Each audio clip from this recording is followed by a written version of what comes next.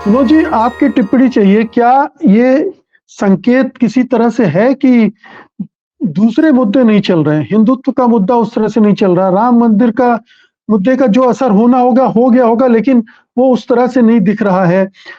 भ्रष्टाचार के मामले को उठाते-उठाते उनके भ्रष्टाचार उजागर होने लगे। तो ये एक स्थिति ऐसी बन गई है जब उन्हें दूसरे मुद्दे की ज़रूरत पड़ रही है और इसलिए पुलवामा वगैरह को लाना शुरू कर दिया।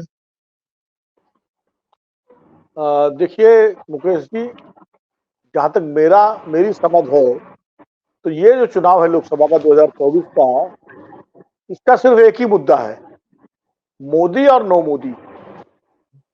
मतलब जो मोदी को लाना चाहते हैं, उनके लिए मोदी जी के अंदर सारी वो खूबियां हैं जो एक बड़े नेता में होनी चाहिए, वो उनके साथ एडमेंट है। और जो मोदी जी के खिलाफ है, उनके लिए मोदी जी तानाशाही के प्रतीक हैं और तमाम सारी जो नैरेटिव्स है उसमें जो है, तो ये चुनाव पूरा डिवाइडेड है मोदी और नो मोदी के बीच में। अब जहां तक बीजेपी की बात है, अभी पांडे जी को भी मैं सुन रहा था, पांडे जी ने बहुत डिटेल में बताया उसके बारे में, सभा ने भी कहा। मुझे लगता है देखिए, जो बड़े मुद्दे लेकर बीजेपी उतरी है चुनाव मैदान में, राम मंदिर उसका एक नैरेटिव था, उसका नैरेटिव बनना तो शुरू हो गया था G20 से। जब सितंबर में G20 हुआ तो ये हुआ विश्व गुरु की छवि से बनेगी, लेकिन ठीक है, वो तब तड़क भड़क ताम झाम के साथ हुआ पूरा G20 का आयोजन, बड़ा सफल रहा, बड़ा अच्छा रहा। लेकिन क्या हुआ, एक तो बाइडेन साहब ने यहाँ से जाते ही जो है वो कहाँ गए थे, वहां उन्होंने बोल दिया, और उसके बाद फिर धीरे धीरे उसकी चमक उतर गई। राम मंदिर के मुद्दे को लेकर के बहुत आशान्वित थी बीजेपी और पूरा संघ परिवार कि राम मंदिर एक ऐसा मुद्दा है जिस पर पूरा देश राममय हो जाएगा। और 22 जनवरी को लगभग उत्तर भारत तो हो ही गया था, हर शहर में भगवा झंडे, और पहली बार 26 जनवरी को तिरंगे से ज्यादा भगवा झंडे थे भगवान श्री राम के, तिरंगा लोगों ने कम फहराया था। लेकिन जब तक सरकारें भेजती रही भाजपा शासित राज्यों की, वहां पर लोगों को, और शुरू में जो भीड़ थी, उत्साह था कि 5 लाख लोग पहुंच गए, 3 लाख पहुंच गए, 6 लाख पहुंच गए, उस नंबर गिनता तो कोई नहीं था, अंदाज से ही सब मीडिया में चला रहा था, जो भी पहुंचते हो। लेकिन धीरे धीरे वो मामला भी ठंडा पड़ने लगा और अब लगभग सामान्य स्थिति में हो गया। अब देखिए, राम मंदिर पर जो जिनको वोट बीजेपी को देना था वो बीजेपी को वोट दे रहे हैं, और जिनको नहीं देना था वो नहीं दे रहे हैं। तो राम मंदिर वैसा कोई डिसाइसिव मुद्दा नहीं रहा कि जिससे जो लोग बीजेपी के खिलाफ थे वो एकदम से बीजेपी के पक्ष में हो जाए। तो इसलिए जो है वो मुद्दा, अब भ्रष्टाचार का मुद्दा एक बनाया मोदी जी ने कि भाई भ्रष्टाचार जो राजनीतिक स्तर, पहली बार, ये भी एक विचित्र है या दिलचस्प है कि पहली बार किसी लोकसभा चुनाव में सरकार जो है भ्रष्टाचार को मुद्दा बना रही है।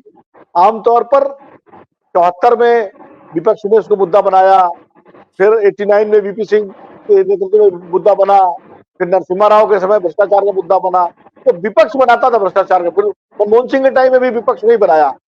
इस बार सरकार बना रही है भ्रष्टाचार को मुद्दा और वो टारगेट कर रही है कि देखिए सारे विपक्ष के जो नेता है भ्रष्टाचारी हैं। लेकिन वही बात कि जिस तरह से वो इंडियन एक्सप्रेस ने स्टोरी कर दी और उसमें उसने बता दिया कि 2014 से लेकर 2022-24 तक जितने 25 बड़े नेता जो है जो बीजेपी में शामिल हुए, उनके 23 के खिलाफ जो है मामला, 2 को तो क्लीन चिट मिल गई, 23 के खिलाफ जांच जो है ठंडे बस्ते में डाले और पूरा सामने आ गया। कुछ नहीं किया इंडियन एक्सप्रेस ने खाली जो पब्लिक डोमेन में था उसको कंपाइल करके और स्टेटस उसका अपडेट लेकर के दे दिया एक अच्छी पत्रकार। और अपोजिशन तो इस बात कहते ही है इस बात को कि, और ये लोग जैसा कि पांडे जी भी कह रहे थे, लोग तो देखते हैं ना कि एक दिन पहले अजीत पवार 73,000 करोड़ के आरोपी थे, 70,000 करोड़ के, और उसके बाद अगले दिन वो स्वागत है उनका। एक दिन पहले अशोक चौहान आदर्श घोटाले में जेल जाने के चाहिए, दूसरी तरफ अगले दिन वो राज्यसभा चले जाते हैं। तो लोग भी देख रहे हैं।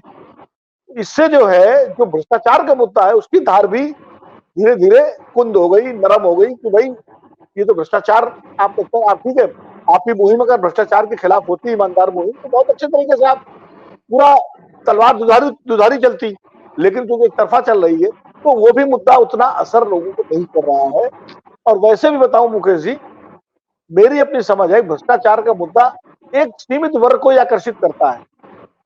वरना लालू प्रसाद यादव जो कन्विक्ट होकर जेल जा चुके हैं, आज भी बिहार में उनकी पार्टी सबसे बड़ी पार्टी है। क्यों? विधानसभा में क्यों? क्योंकि भ्रष्टाचार का मुद्दा उनके वोटर पर असर ही नहीं करता। वो सामाजिक न्याय और सशक्तिकरण का और उन सारे मुद्दे वहां आ जाते हैं।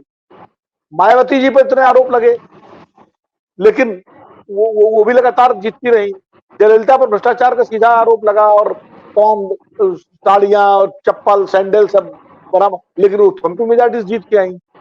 तो इसलिए मैं कह रहा हूं कि भ्रष्टाचार का मुद्दा एक सीमित मध्य वर्ग को तो आकर्षित करता है, लेकिन जो वोटर है, जो फिक्स वोटर है और जो पार्टियों के साथ तमाम सामाजिक कारणों से, आर्थिक कारणों से बना हुआ है, उसको बहुत ज्यादा आकर्षित करता नहीं है।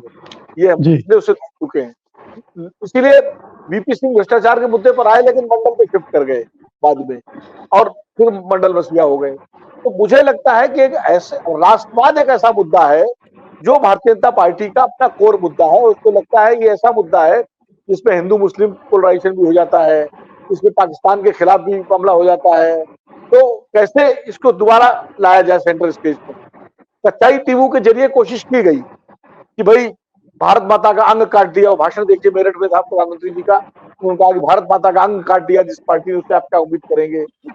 लेकिन उसमें भी क्या हुआ, एक तो डीएमके सरकार में थी उस समय भी, और इस समय भी सरकार में एलआई है कांग्रेस का, उसका जवाब डीएमके नहीं दे दिया कि भाई 10 साल आपने क्या किया, अगर आपको इतनी चिंता है। और जैसा सभा ने कहा सीए में तमिल हिंदुओं को नहीं रखा आपने। दूसरा, वो बांग्लादेश वाला मामला सरफेस पे आ गया कि आपने 150 जो आपने उनको एनक्लेव दिए और 50 एनक्लेव उनको मिले, उसमें कितने हजार वर्ग किलोमीटर जमीन हमने बांग्लादेश को दे दी। फिर तीसरी बात ये आ गई कि 2015 में जो आरटीआई ने आपने जवाब दिया था कुछ और था सरकार का, अब आप सरकार को जवाब कुछ और है।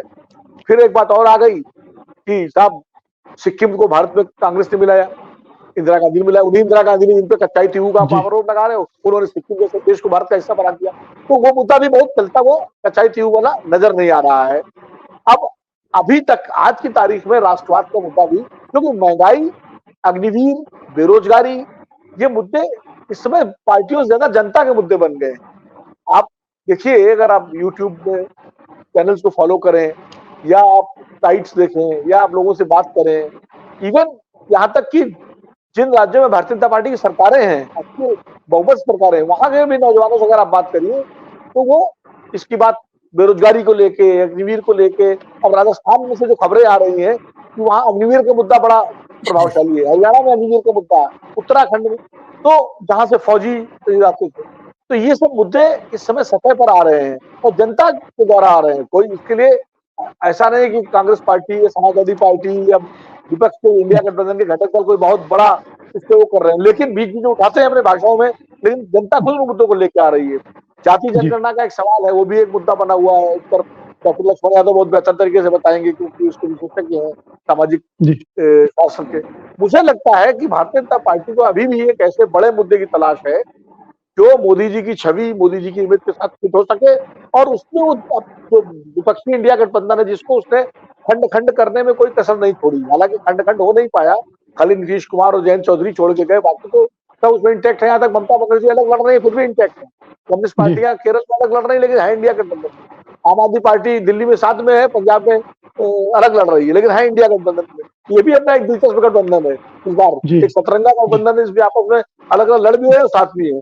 तो इसलिए वो जो है गठबंधन चुनौती भले उस समय न बन पाया हो, लेकिन जनता के बीच जो मुद्दे आ रहे हैं कहीं ना कहीं उनको लेकर के भारतीय जनता पार्टी को जो फीडबैक मिल रहा है, तो उसके अंदर एक बेचैनी है, उसको एक बड़े मुद्दे की तलाश है, और राष्ट्रवाद ही उसका वो मुद्दा हो सकता है। तो मोदी जी की छवि, हिंदुत्व और उसका जो पूरा पुराना नैरेटिव 370 भी उसमें आ जाएगा, उसमें कॉमन सिविल कोड भी आ जाएगा। तो ये सारे मुद्दे क्लब करके वो दोबारा चुनाव को उसी धारा में ले जाना चाहती है, ताकि ये मुद्दे जो है ये दब जाएं, ये ठंडे पड़ जाएं। सत्य हिंदी का ऐप डाउनलोड करें गूगल प्ले स्टोर पर।